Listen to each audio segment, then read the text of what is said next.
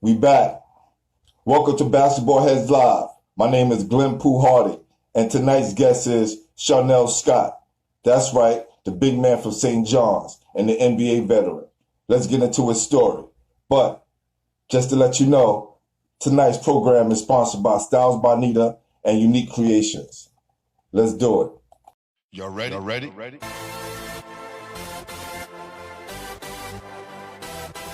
Yeah. You have just stepped out into the world of chaos. Where everybody goes hard. Come on. Go hard. Go hard. Go hard. Go hard. Go hard. Or go home. Never back down. You gotta hold your own. Go hard. Go hard. Go hard. Go hard. East Coast. Go hard. West Coast. Go hard. Midwest. Go hard. Dirty. Hurry up, everybody. Get online. Buy your tickets because the game about to start. He is in the building. What up, man? That's right. What's up, I do? Everything is good, man. I'm sorry about y'all. See, I'll be on that. I'll be on it like that, man. You know what I'm saying? Don't worry about it, man. Don't worry about it, man. Trust me. All good, man. Peace to the masses out there, everybody. So, That's right, man. So how you doing today? I'm doing good, man. I'm just, maintaining. I'm exercising a lot, these days. You know what I'm saying? Bike riding and everything, walking. Right.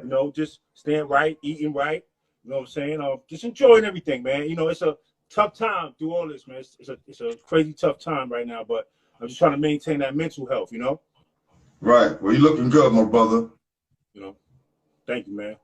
That's right, man. Listen, we got to give each other, our flowers while we're here, Can't wait till something bad happen. We lost a lot of soldiers, Man.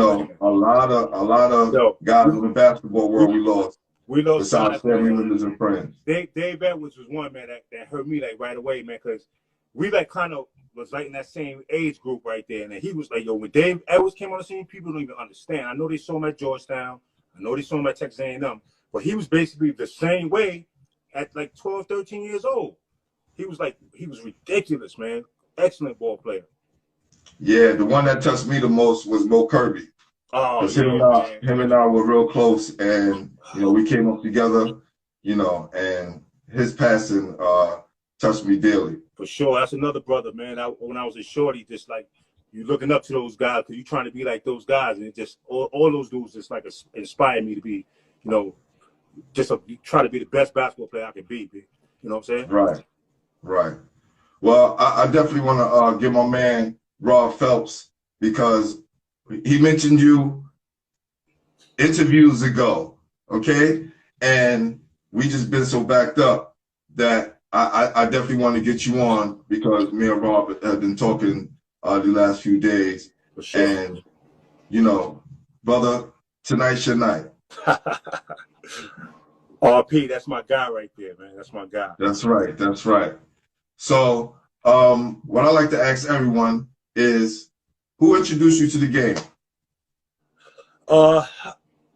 It was a girl, Doris, from around my way when I was 6 years old, and I guess I was a little tall for my age. She said, "Oh, nah, you're gonna shoot a basketball," and she made me shoot the basketball. And I shot it in between my legs, and it went in, and it was over. That was it.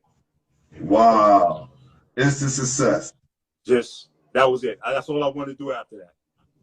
Salute to Doris, man. Salute to Doris. So, around what age was that? That was 6 years old, man.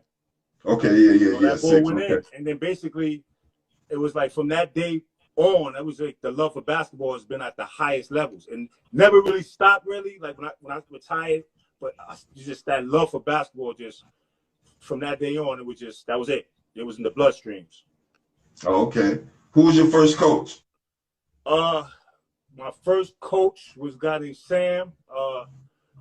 They used to call him One Eye Sam from Harlem. He was a really, really excellent coach back in the days.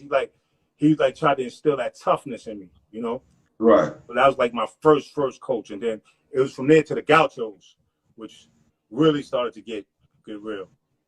Okay. Where you from, actually? I'm from Harlem, so I'm from Okay. 18th, 19th, between 5th and 7th, so in them 2 blocks, radius right there. I'm from right in there. Okay. It's crazy that you said the Gauchos because my man Joe Almeida, he's on right now from Massachusetts. Big historian as far as Boston basketball, right? And he knows a little bit something about things all over the country, but his concentration is Boston basketball. He gave me a picture today of you in a Riverside jersey. I put that on my story. Obviously, I think the Riverside jersey. Oh man. Yeah, if you look at my stories after you get off this, you'll check it out. You'll see it. For sure, man. Yeah. So okay. Cool. So did you start playing in like elementary school, junior high school? Yeah. What was that process like? Just playing through, all through elementary school, playing everywhere you had to go. You had to play somebody who's getting challenged like all the time, basically. And then, you're trying to be the best in your school. And then I went to the Gauchos, and then it just, I started to just play with better players, and then everything just started to elevate. My game and just basketball success just started, at a young age. Winning championships at different little tournaments and just. Going to AAU, and it was dope. Okay. Cool. And after that, you start developing, you start seeing guys in your neighborhood who are good. Who was the nicest guy in your neighborhood coming up? Oh man, we had a lot. So there was Adrian Autry, David Kane, they was right in my immediate neighborhood. So Adrian Autry was even at 12, he was really good. But he was a McDonald's All-American. Dave Kane, that's right. City All-State. It was two. My AAU teammates. Anthony K. Anthony K. One of the best high school balls I ever seen. He was 6'11". He could handle. He could shoot. Another McDonald's All-American. So it was a lot of guys from around the way that was nice. But Dave Kane and Adrian Autry was two of the best from around the way. Okay. My boy and friend and partner in crime and basketball heads, Larry Timberlake, he said you was his big man in Boston. I played with Larry Ladd too, man. That's from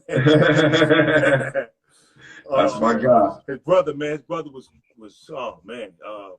We all know Great Carl Screen back in those days. That's right. Oh my God. I love those type of guys. That's why when you talk about certain names, it was just they take you back to that time when you first saw them. And they just took your breath away, man. Lloyd Daniels and Ice Reynolds. I know you said you was gonna have them on, but those dudes. Yeah, Lloyd. Huh? Lloyd, actually, I was gonna have you on Wednesday, right? It was supposed to be you, supposed to be Lloyd, Ice, and you on Wednesday. You know what I'm saying? No doubt. I was gonna set it up like that. But Lloyd had canceled today. Oh, okay. No, actually, yesterday he had called because he had some problem with Instagram or whatever. But trust me, Lloyd has been calling me every day. And let me know he wants to be it, he wants to do it. He just having a problem with his phone. So you have my man Cook Williams on this thing? Lennon Williams is on this thing? My man Cook? Who? Lenny Cook? Yeah, no, not Lenny Cook. Cook from back, his name is Lennon Williams. Oh, never mind. I'm reading some on your thing. Okay. Probably so. A lot of people be coming to the room. So those guys, but who was the top? You named a few guys, but who was the it guy? Right? You said it was Adrian Autry. The it guy. So my time period, but no, of course you have in your neighborhood. We talking about in your neighborhood. So I would say in my age group, it was Adrian Autry was another dude. I was talking about Lennon Williams. Lennon Williams was my high school two guard. We played together for 4 years at Old Hallows. He was nice too.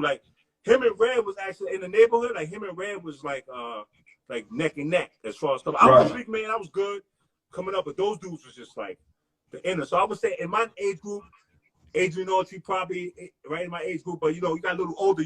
David Kane is 1 year older than us. Then he's in the neighborhood. Mike Hooger. Mike Hooger's a bad.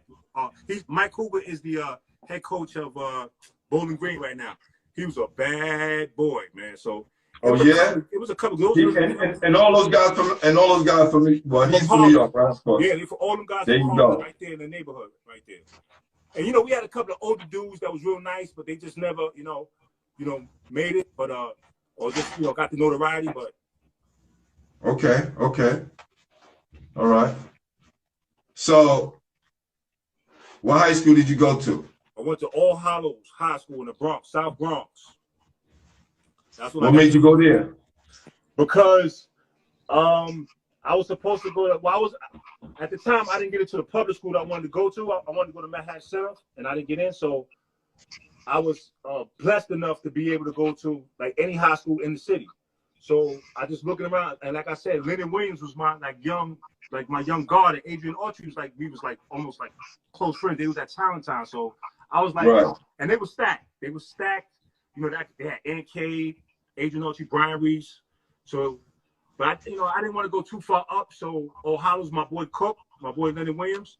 I said, right. Let me go ahead and start something different, and we had some successful seasons there. Okay, all right. Did y'all win anything while y'all were there? Yeah. So my senior year, we went to the playoffs. I think we knocked Kenny and him out one year. My junior year, he was a senior. I think we got Rob Phelps in my senior year. We went to the championship and lost to Cardinal Hayes. Oh, wow. And Rob, we got to talk about that, Rob, next time up. He had 30, though, but so. That's my guy. That's my guy, Rob Phelps, for you right there. The number 15 scorer in New York State history. That's right. He's going to give you those buckets. He's a walking bucket. He was ridiculous, man. He was ridiculous. Rob right. Was ridiculous. Okay. So who did you pattern your game after?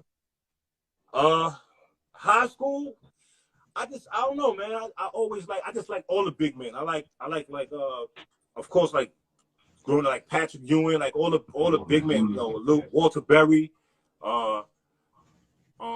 just all the big men I could say in the league, like Mason. I like Mason a lot. I like Rodman a lot. Barkley, Coleman, like all the big men, man. Like I love Shaq. Like all the good big men. I just want to. It's not even patting the game. But just like try to maximize the best that you have. Like what I'm saying, and those guys, all those guys I named, they inspired me to right. do the best. Because I was like, it ain't no joke. These guys are so good. It's not a joke. What was it about guys like Walter Berry, who played at St. John's, that made you gravitate towards their game, Because y'all guys been around the same height. I used to consider myself a good defender because I played scientifically playing defense. I just basically wasn't trying to, if I could block it, I could block it. But my whole thing, I was just trying to get in somebody's way, to make it hard for him. But Walter Berry was just impossible. So he used to come back. He used to come back. I think I played with him in Pro-Am, but he used to come back to St. John's where we used to all play. It was battles there, Everybody was coming back. Chris Mullin, Malik City, it was the who's who. Tim Hardaway played, bringing teammates. Everybody was there. And Walter Berry was the most impossible for me to guard. It was just, really? He had it in that, he just had the footwork, the savvy, the everything you could think of, like the slickness.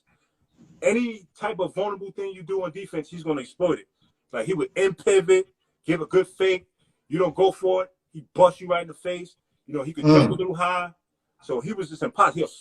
He'll spin multiple times. I used to hate that. When big men used to spin, most of under control, I used to hate that. Like most big men can't spin like that. Or, right. Maybe it's a little different now, but most, even a good big man back in the day, they'll spin like Hakeem was like a red. He'll spin. Right. Walter Berry used to spin, and then it would be over. I think one time he scored on me. I'm gonna be real, like 6-7 straight times, man. And I was trying to be physical after the third time, But those are the battles, and that's how you got better. You played with guys like that, because Yeah, a lot of guys was talking about playing with the older guys, which kind of sharpen their skills. We did it out in the park. When the guys came home from college, the John Johnsons and those guys in my neighborhood who would come home and play with us and just share those experiences. It helped us to get better. What high school compared to us working one-on-one with a trainer. What high school do you go to? I went to Lincoln. Okay, cool, no doubt. Yeah, You was yeah. before me, before Juju. Yes, I was before all of you guys. We won it in '86. Tiny was my point guard. No doubt, no doubt. Juju was my. I played with Juju from like 12 years old. He was like one of the dudes I know from Brooklyn, like right off the top. Like, Okay. Yeah, we won it in '86, and we lost in the state championship to King Rice and them. no doubt. It was always hard. I was always hard out there. Y'all dudes always walk y'all dogs out there, man. Yeah, man. You know, we're just trying to follow tradition of dudes who came before us, like my guy John Askew that's in the room right now. My dude is smooth. Definitely. We're going to get him on here next week. I love that. My dude, Pat Alphonse. What up, Pat? He said Arthur Anderson played with you in high school. Who's Arthur Anderson? Arthur Anderson was my floor guy. He was the enforcer. He made things happen. Really? Word. I think he went to American. I think my whole starting five went D1. Everybody went somewhere. I think Dexter Dunbar was the point guard. Leonard Williams was the two guard. I think he went to La Tech. Dexter went to Marist. Arthur went to American.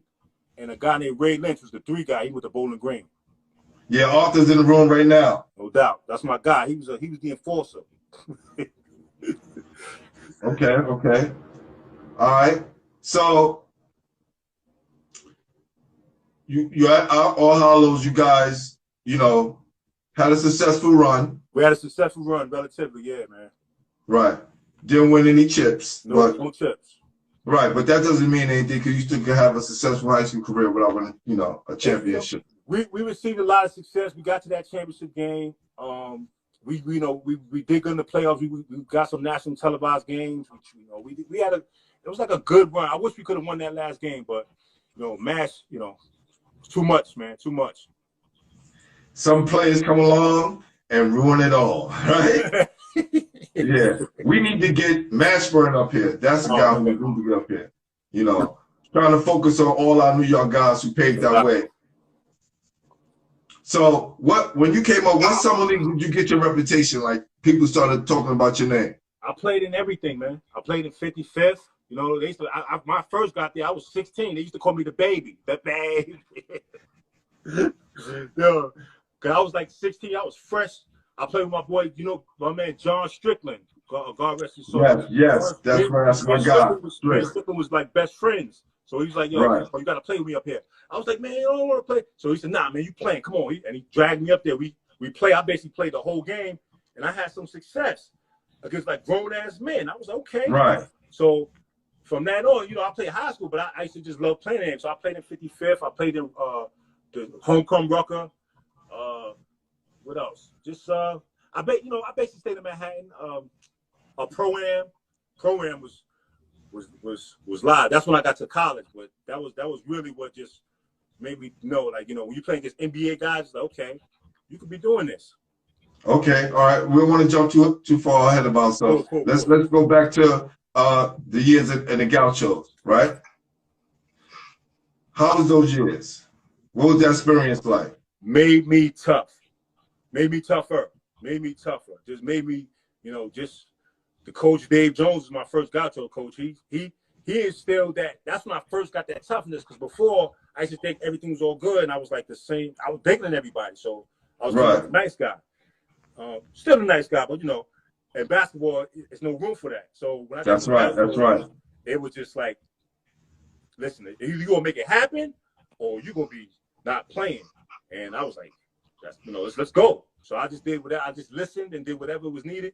That's when they taught me how to post up and how to use my elbow and use me how to play defense and position myself at 12 years old. Big man moves every single day. Short jump shot. It was like intricate things that it would just it just got instilled in me. That's how it was. Just I had all these skills which some big men don't have, and it just allowed me to have an advantage. So the early Gaucho years was critical.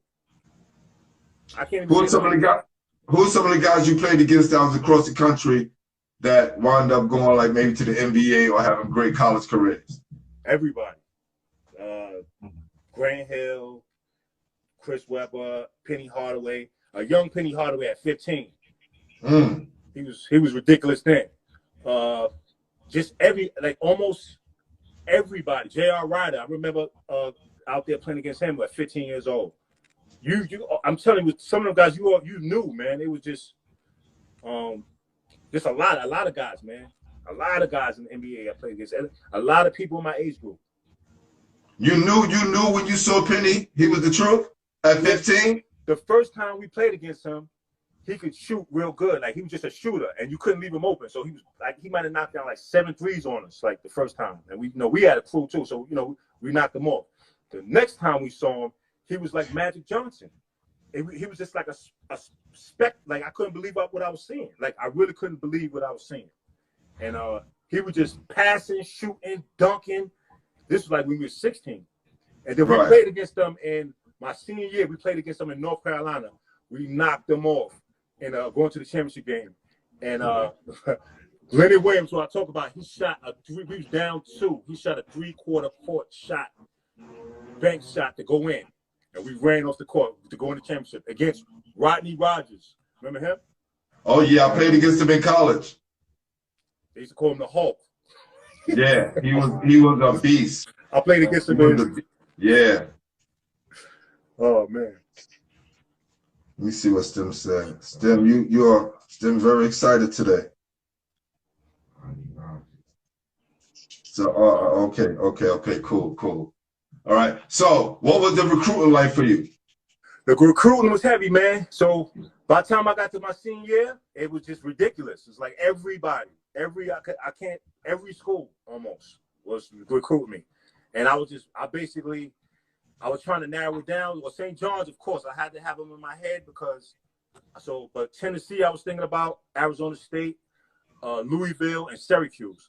But it was a lot of other schools. Like it was like every school was recruiting me, but I had to just narrow it down like realistically. So that's what I narrowed it down to. Why St. John's? I guess the Garden got me. The Garden got me, man. So I was thinking about Tennessee because I was like, man, I want to go to a college, man. I want to see some football games. I want to be. So, yeah, hold on. He said, I want to go to a college. Because for those people who don't know, St. John's at the time, like, they didn't have like dorms, right? Oh, it's different now. It's different now. Yes. But, definitely. But back then, so Tennessee was this big school, the big stadium, uniforms, football. It was. And Allen Houston was a freshman, so I was going to be playing with him for like a year. And I loved Allen Houston. He was another. I loved Allen Houston. He was a bad boy in high school. So I was thinking about going to play with him. But then you have New York, and so the assistant coach from St. John's. It was like a couple of days after like the NCAA tournament. He called me. He said, "Shawnelle, are you going to go down to Tennessee and play in tumbleweeds crossing the road, or are you going to do the right thing and play at the Garden?" Click, and hung up on me. And that was it. I knew it. A great recruiting strategy. He either lost you or you was in 100%. Yeah, man. He was like, no more games, man. So, but it was one of the best decisions I ever made in my life. It was a great decision just to be in New York and to feel that energy. And Malik Silly was my teammate right away. I already had played with him at Riverside, but now I'm really under his wing. Right. And it was, I was with my boy Dave Kane, and God rest his soul, recently me and Lee Green signed there together. He was like, I was so happy, man. Me and Lee was so happy when we signed with St. John's, man. That was like, we used to giggle about it because we played AAU together too. But going there was like when, I was playing with my boys, I was home, and we was, we was all right. So I stayed home, man, with the St. John's. Had a great experience. How did your freshman year turn out? My freshman year was okay.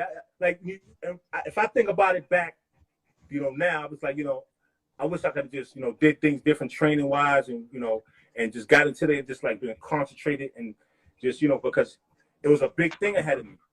But I felt that I could have been better, but it was decent. I was notable the first year, to say the least. And then the second year I got better. The second year, just like I worked my butt off that freshman between the years of freshman and sophomore year. My daughter was about to be born that year, so I was like, yo, you got to beat something, man. So I started like I had it in high. I started putting it in high gear from my freshman to my sophomore year. So what was the year that turned it around for you? It was my junior year that just made it seem like, you know, okay, you could be a pro. And just the year with Malik Sealy left, because I started my whole sophomore year, you know, notable and everything, you know, even, you know, more notable, but it was just, you know, but Malik Sealy left, and then we had, you know, basically Connor Second retired and Mahoney came. So it was like a new year, no expectations or low expectations. And that's the year when I found out how good the director was. I always knew he was a bad boy, but when he took the realm, that's when I knew he was unbelievable. Who you referring to? David Kane, sorry, the director. Yeah. I get you. I just wanted to pick it up. Right. So that was my junior year where I started to like really like be notable, you know, make some, you know, all Big East and stuff like that. That's when things started happening, you know, leading the team to scoring and rebounding. But that was definitely like a year where like we just had a good camaraderie, and it just made, you know, it just excelled my play. You know, it was a good vibe. Who asked did you bust to let you know you was ready? I don't want to put. Bam! This is what we do. Yo, this is what we do. Our basketball heads. There's two questions like you really got to answer. Who introduced you to the game, and who asked you bust? Does that let you know you got to the next level? I'm gonna say it like this: at that age, at that stage, definitely my junior year, I would say that, you know, I had some good moments against some players during that time period. You know, that's all. I don't want to like call nobody out, man. I played against everybody. You know, I played against a lot of guys, but you know, going like in college, you know, you played against everybody in a lot of games. You came out good. Like I came out good against a lot of teams. You know, not a lot of teams, but you know, a lot of teams. You know, I'm trying. But it's always, even as a player, it's no disrespect. But even as a player, we have those games against those certain people, and it's not even busting their ass. It was certain situations with guys who didn't score as many points as the dude who was better than them, but they felt like they let them know that they was ready. I'm gonna say this. Okay, I'm gonna say this. I had some good games in college against, like, I'm gonna just say schools like, you know, Seton Hall, Connecticut, you know, who else?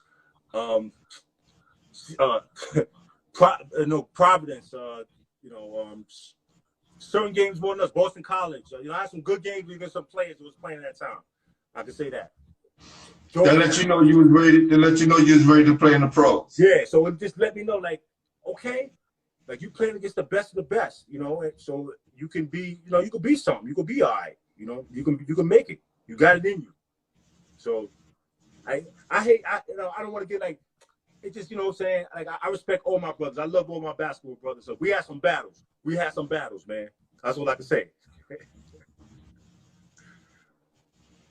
Well, that's all good and dandy. You kept the political answer.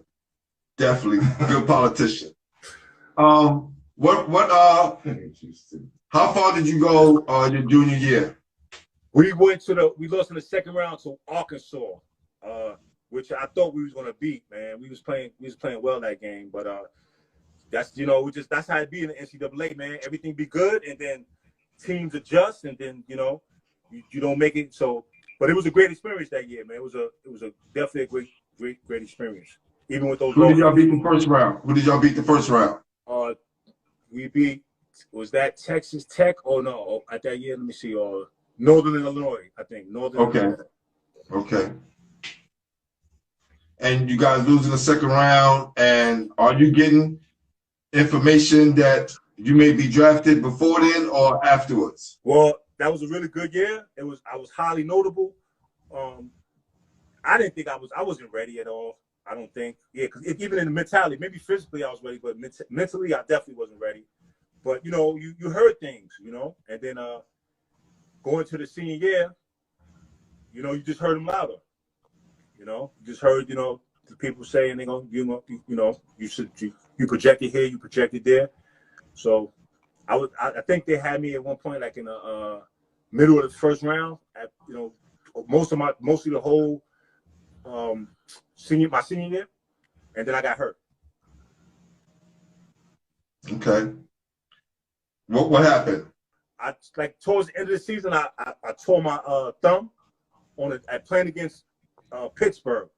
Yep. Tore my thumb. I played the whole game with a torn ligament in my thumb, and I ended up having like a really good game. I didn't, I played like that happened in the first half. I played the whole rest of the game, and my thumb was like swollen, but it turned out I tore my ligament, so I missed the last 5 games of the season, the Big East tournament, and the NIT.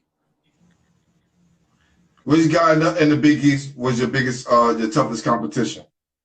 I would say all the teams. It was just like all the teams, because everybody, I felt that the Big East at the time, everybody was cocky. So even you go to play against me and Rob was tight, but we had to discuss for each other on the court. My boy Adrian Autry, like I said, we was best friends. He had Syracuse. I wanted to knock him, and Conrad, by the way. Conrad was my guy too. So, rest in peace, Conrad. Yeah. So we played against them a lot, and we wanted to knock them off. Because we get together in the summer, we was tight in the summertime. We always around each other, and we all would talk and pop shit, but it was mad love. But I would say every team, but those special battles were Syracuse, Seton Hall, Georgetown, and like Providence, especially Providence because Rob was there. So that made a lot more special to see who was gonna win. How did you guys fare against Rob in school? How do I what? How did you guys fare against Providence when y'all played against each other? If anything, half and half. If anything, I think my years and his 4 years there, we got out of 8 times, we got them probably at least 4 times, because we'll get them at St. John's or the Garden, and they'll definitely. It was tough to play in that stadium up there. It'd be rocking and rolling up there. They played much better up there. I don't know if I even beat him on his home court. I don't know if I even ever beat Providence on their home court. Maybe once. Right. Yeah, Marco, I see that question. We discussed that question already. My man, Marco T, who played at Hofstra, he's wanted to know who did you had in your game master, and we talked about that earlier. I think he just came into the room. Okay. So, you get drafted second round? Get drafted second round, man. After you finally get drafted second round, the Portland Trail Blazers, and they have like basically 14, 15 guaranteed spots off the top. So I'm a second rounder. I probably never had a chance, but like I said, mentally, I was not ready for everything that was to be the NBA. The NBA is not a joke. So I didn't make it right away. What were some of the things that you had to adjust to? Just work ethic. Just not what, and I had a good work ethic, but just really working ethic. Effort, man. Like it's a profession, so you got to train your body. Your mentality has got to be. That's what you do every day. You're a professional basketball player. You train your body, you train your mind to do excellence. Point blank. I mean, to the best of your ability, and it's not a joke. And you see some players are like gifted through God, and they do great in their careers at points, but then some of them don't reach. They had these 1, these 2, these 3, even 3 years of good basketball because they're just so talented. Then they start to fade off, and you see why, just for an example, like a LeBron James or Kobe Bryant, how much excellent they was over a long period of time because they take it serious. And a lot of players take it serious, but when you come into pros, and that's your mindset, got to be like that. It can't be about anything else. It can't be about the money. It can't be about nothing other than, and that's the thing too. Like you're not the richest. A lot of us are not the, we don't have the most money stepping in, and then we become millionaires all of a sudden. But you just can't think about that. You got to think about the craft and the art of training and getting better, like every single day until you retire. And what are some of the things or pitfalls that you fell into? Just not early on. So early on, just thinking my talent is and my height and everything, and not even directly thinking that, but just by your actions, you're not training and doing all the necessary things you could be doing. Like, yeah, I was playing, I was doing this, but this wasn't training, to get that other advantage as much as I should have been. I think at first And I just didn't have that. I didn't, you know, I was just thinking about too much other stuff. You know, when I went second round, I went second round, I was like feeling sorry for myself for, you know, and not just, you know, just diving into it. Well, okay, I got the opportunity, dive into it and not caring about what the coaches think. This beat, you know, and I didn't train like that going into that training camp. So I didn't even put pressure on them, you know. Not to say I was like bad, but I wasn't ready. Okay. Well, sometimes that builds a chip on a guy's shoulder, and they have to prove everyone wrong. Right. So right. Yeah. So you didn't turn that door open. No. So that was like my first year. My first year out, that's what happened, and then I could have went overseas, but I don't know if I just, you know, that dream was like, you know, so I stayed. So I went to the CBA. After I got cut, I went to the CBA, and I had to like make a real, you know, this is year one of my rookie year. It's like, yo, man, like, what do you want to do? You want to give it up right now? Like, or you gonna make this happen, man? You can do it. Like, you know, I had to say that to myself, man. I had to like, and for a while there, I was like, oh man, because I was like, here it is. I'm supposed to be in the NBA, and that was my goal. And I was like, oh my God, I'm in the CBA. So I had to like, I was forced like to really get into myself. And what do you think was the turning point, right, in the CBA that you knew you could bounce back? My turning point was looking at my stomach, being disgusted, and writing a note. Like I wrote this, I always heard this way, like write your goals down. So I wrote this one goal down. I was like, yo, you're gonna make it to the NBA, you're gonna become a respectable professional basketball player.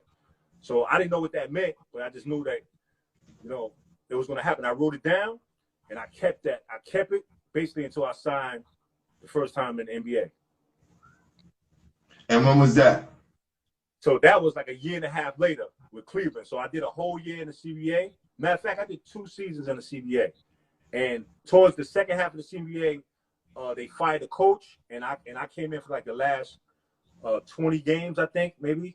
And I averaged, I was averaging like 5 or 6, and then I was averaging like 16 and 16 for the last 20 games. Like I was like, some of my best games was like 25 and 18 and 20, and one game was like, you know, 14 and 22, and I was like, and if I was looking, you know, the stat sheet had never been like, especially on a professional level. This is, you know, I was like, okay, something's happening here. But it was just like I had my head down, and then I just started getting like more hungry and just basically just started to just get mean and stuff. You know what I'm saying? Just like, I'm gonna make it happen. And Sean Kemp was on your team during that time, right? Yeah, Sean Kemp. I played with Sean Kemp my second year in Cleveland. How was that experience? Yeah, so basically you can go through 2 years of the CBA, and then they had a summer camp one summer. I didn't play. I played in the USBL. I played in all these leagues, and it was like my man coming. I got an agent for you, man. He could get you in a Cleveland camp. So I was like, all right, let me, you know. So I spoke to him for. He said, yeah, I'm gonna get you in a Cleveland camp, but you need to sign with me. So his name was Eric Rudolph. So I signed with him. I went to Cleveland camp, and it was just, you know, it was just like, basically I was averaging like 20 and fucking 16 or something in the summer camp, like first 3 games, and they sat me for the 4th game. And basically, they like about a week or 2 later, they had a guaranteed contract for me, Mike Fratello. So that was a great experience. That just let me know all the hard work. And when that summer, before that, like I said earlier, that summer, like, man, I bought a bike. I was bike riding everywhere, all over the city. I was going through I was doing like cross training. I was, you know, lifting. I was playing in tournaments. I was playing pickup. Like, I used to like be real distinct about what I did, like every single day. Like every day from like, you know, I go lift in the morning, and I know I could lift in the morning. I may go play some pickup at like 1, and I know I got a game at like 7:30 in Jersey somewhere at the Jersey Pro. I played in Jersey Pro League, man. Like, it was so many different leagues, so I was doing like everything. And then before you know, when I went to the camp, it was just like, it was the epitome, like all the hard work. So did you open up that door with the chip on your shoulder, and you walked through it this time? Yeah, I was on another level of everything. Like, I wasn't taking no shorts, nothing. Like, even when I got there, like, they, you know, they were trying to rookie stuff. I did all the rookie stuff, but it was like, you know, one guy, he was just like really trying to test me, and I was like, and then one day, like at practice, I basically stopped the practice. Not stopped the practice, but I had to get over to him and tell them that you know what I'm saying, like, yo, cut it out, though. It's not happening here. Like, it's real. I'm a rookie, but I was, you know, I was on some other, like, you know, another level. Right. Well, let them know, man. Listen, probably didn't work out the first time, but I'm here now, right? No doubt. That's right. It was That's right. It felt even better, yo. It felt even better because, like, you work, you know what you did from one point, like from that letter to like signing that deal. I was like, oh, okay, this ain't no joke. And that's how I am with everything I do in my life, with everything. If what I'm gonna do, I'm gonna do it. If I'm not gonna do it, I'm not doing it. Right. Sounds good. How long you stayed in Cleveland? I was there 2 years, 2 seasons. So my first season, I was with Terrell Brandon. He's a bad boy, you know, a couple other cats, Tyrone Hill. We had a couple of cats, Bob Sura. We was good. And then the second year, they made the trades, and it was like Sean Kemp, Brevin Knight, Derek Anderson, all them young dudes, the Jonas Hilgalkas, Potapinko. That's all my guys right there. Okay. And then you got traded after that, or no? So that was the end of your deal? Yeah, end of the deal. Lockout happened, and then I got caught up in the mix again. I played like another half a year in the CBA again, I think. A half a year in the CBA, and then I got signed by San Antonio. Did you was Steph over there during that time? Who, Steph? Yeah. Not in the CBA, no, not in China. So, okay. Oh, so yeah, before the CBA was like before the G League, basically. Okay, got you. And the teams didn't really have affiliation, so. Got you. And did you come back after the lockout ended? Yes. So they had the lockout. Did I play it? So I think it was just 99. They had the lockout, and then no. So that year I played in the CBA. Yeah. So I came back after that first lockout. Like it was like 99. It was a lockout. So that's when I got signed by San Antonio. Oh, you won the chip with them? So did you win a chip with them? No, I was in between the years, man. Oh. In between the years, but let me tell you, that was one of the great experiences I had in my life, man. It was just unbelievable. Was San Antonio the best pro team you played on? Yes, I would say so. Yes. The organization, or you saying team-wise? The organization, and the teams, especially back in the day, was really good. Like we was the best team in the NBA. We had the best record. You know, we was predicted to probably win it, but LA was, you know, they was right there. But it was as far as like the way it's run. It was just you just got for the most part, you just got good people. A lot of just good people who just operate the right way, you know. So that was. And altogether, how many years you stayed there? I was there 1 year. And altogether, how many years was that in the NBA? That was 3, and then I played with Denver. Okay. Next year, and that was the first time I like really got to play a lot, like start and everything. So that was a great experience too. So. Oh yeah. Yeah. Who was on your team during that time? That was like Nick Van Exel, McDice, Rafe LaFrance, who was a big guy from Kansas. Yeah, I know him. Yeah, a couple of guys on that team. I can't remember everybody, but okay. My guy said Eldon Campbell was on that team. Nah, he wasn't on that team. Okay, all right. J.R. Ryder was on that team. J.R. Ryder. Yeah, that was my guy too, man. Yeah. Was he still at a high level during that time?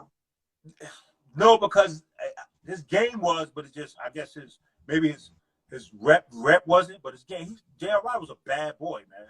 He still could do everything, like, you know, but he just, at that time, his rep probably wasn't the best at that time. What is it about the NBA when you, the guys who get the, you know, the character things that get stuck with them, right? Some of the character flaws that get stuck with them, and the labels that they just can't get off of them once it happens. Yeah, I mean, that's what it is. I mean, as far as like the coach is concerned, without even knowing, like I know a couple of coaches in the NBA, but as far as the way I'm thinking, they think is like basically, man, this is the NBA. You're supposed to be giving it, you know, you're supposed to be doing everything possible to perform at your highest level, and not do things that's gonna, like, you know, not put you in that position. So if you're not working out a lot, if you if you're lazy, or if you're hanging out too much, or you drinking too much, or whatever you're doing, spending too much, or getting in criminal trouble, that stuff sticks with you.